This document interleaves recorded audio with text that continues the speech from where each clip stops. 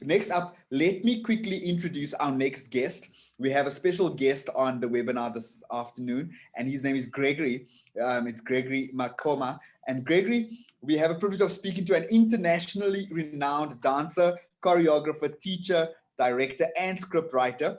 Gregory is also known for his artistic collaborations with projects that included internationally famed artists. Gregory, though, did not just happen upon this fame and accolade. Today, he's here to share his journey from when he started out with dance in the late 1980s. He's actually dialing in all the way from Cape Town and took some time out from a show that he's busy with at the Baxter Theatre in Cape Town. We feel special indeed, Gregory, that you've made time for us. Thank you so much and welcome to today's webinar. If you would please say hello. Thank you. Thank you for inviting me, and hello to all the participants. I think this is awesome that we can have sessions like this where we are sharing our skills, but also quite importantly is for us as artists to be given an opportunity where we can start to think about how we model our business, how we really take ourselves seriously in terms of ensuring that we stay in business even when there is a turmoil. Beautiful. Gregory, so before we get into the discussion with you, maybe just introduce yourself, tell us briefly what you do now and how long you've been in the industry. Sure, where do I start? But basically, I mean, this year marks my 30 years in dance as a profession. I started in 1990 when I moving into dance building. It was in Bloemfontein Recreation Center at that time to audition. I didn't know, I was literally 17 years old at that time. And I didn't really know if I wanted to take dance as a career. All I knew was that it is something that I was very passionate about since the young age. So I walked in and it changed my life. You know, I never looked back. Even though, you know, every time I have a conversation with my mother, she always says, you know, when are you going to fulfill my dream of you becoming a doctor? And my response to her is that, you know, somehow I'm fulfilling a dream because, you know, I'm on my way to becoming a doctor of dance. So yeah, wow. So that dream is getting nearer. But that was the formative years, you know, and curiosity, I think, led me to where I am. I was always curious in terms of how the arts are shaping society and how I can be part of that changing artistic landscape in my country. So I've always been curious. I've always traveled around the world, taking classes with other choreographers, international choreographers, and attending workshops. And eventually I auditioned to study at PARTS, Performing Arts Research and Training Studios, which is based in Belgium. I stayed there. It was supposed to be 3 years. I stayed 1 year because there was a need for me there was an edge for me to come back to South Africa and be part of the changing political landscape in a country and contribute to the artistic field. So I created my company, Vuyani Dance Theatre, which is 21 years this year. And with Vuyani Dance Theatre, I call it a playing field. It's a global playground for me because that's where I'm able to bring in also artists from different genres of art, and we play. We come in and we play, we create something, we bring our stories, and we package them for the world to marvel at what we are able to do. So I've developed to be not only a dancer, but also to look at how other forms, artistic forms, can enhance my dancing, can enhance what I'm offering. Yeah. Greg, we want to try and get as much information from you and I know we've got limited time with you. It's interesting that you were saying you're studying to become a doctor in dance. Nomadlozi says this session is just what the doctor ordered. Like everything is just aligning today. So let's talk a little bit. Obviously, you know that this is a financial literacy workshop for artists. And so were you always a freelancer? Tell us a little bit about some of the types of income you were receiving in the early years and then compared to more recently. And by that, we mean things like sponsorships and grants. What were the types of incomes you would receive as an artist? And tell us how that played out in your financial life. Sure. I mean, when I started, I was literally on a stipend. It was literally just to get myself into the studio and to the training classes. So it was not a salary. And I don't think I ever, even in the beginning days, I realized that we were supposed to earn a salary. It was like, you know, a phenomenon to hear an artist that they're earning a salary. Because we grew up with that notion that it is the passion. And if you're passionate about something, you don't think about, you know, what value it has and how it should be valued, how it should be paid. So that was my starting point on really a stipend. And then eventually, when I started realizing the value that I have and the value proposition that I was bringing on board, I started also thinking about what is the financial position of the value proposition I'm bringing on the table. So I started charging for for the work and for the time that I was putting into the studio, or if someone was asking me to teach, I will charge. So there was now a salary scale that I started, and it was a very little salary scale because I was very aware that I was building experience at that time.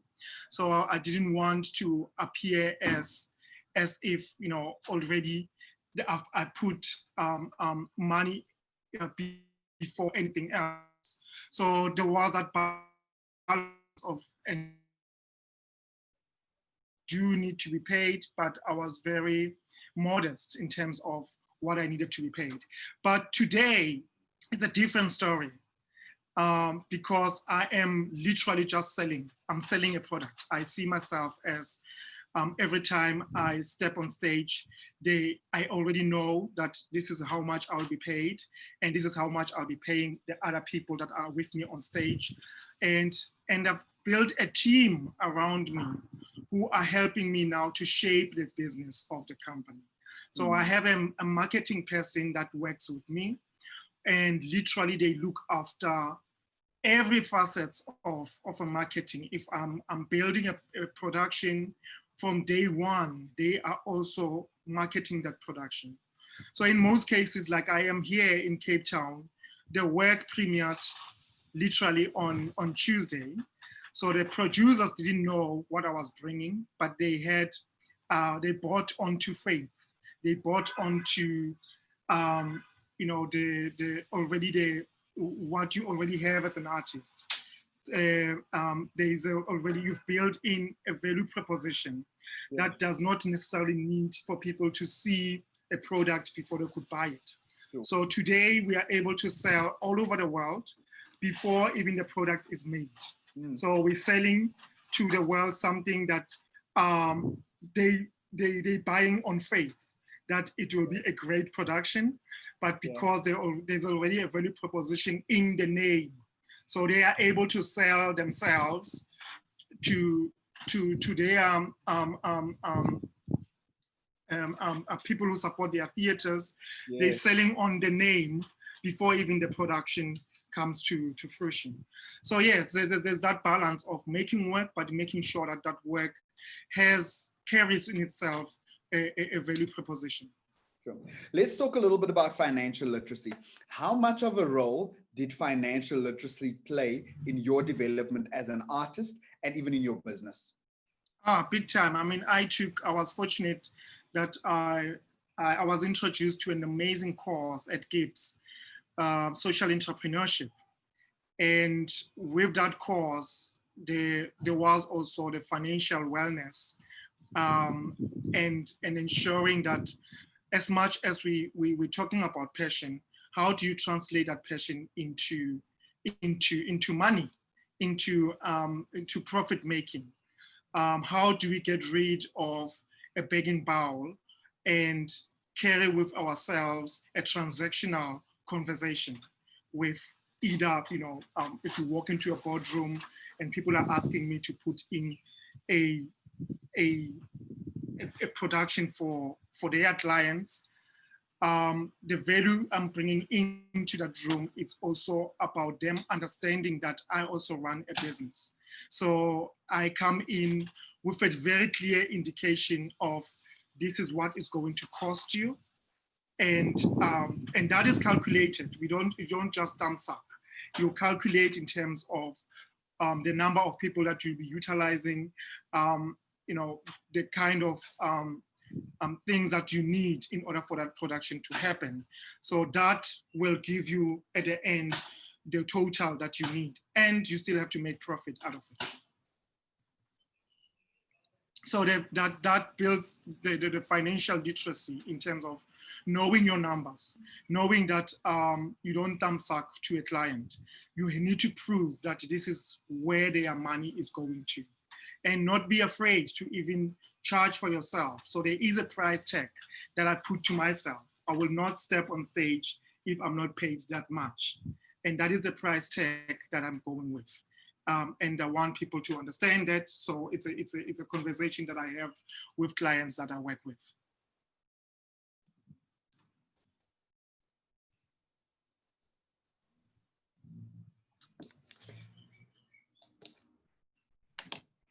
Am I back? Gregory, if you can just yes, wave, you if are you back. can hear me fine. Can you hear me and see me okay? Yes, I can hear you, I can see you. You back, Darren. Okay, I know I disappeared, but I think everybody got the gist of what you were saying. So just as we end up with you, what are some tips that you have for freelance artists on how to manage their money? Well, I mean, I'll say, Okay. Did you guys get that question?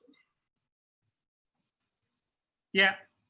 I mean, I would say the first thing is that people must understand that as an artist, if you're stepping on stage and you are being booked and you asking people to pay for a ticket, you are already in business.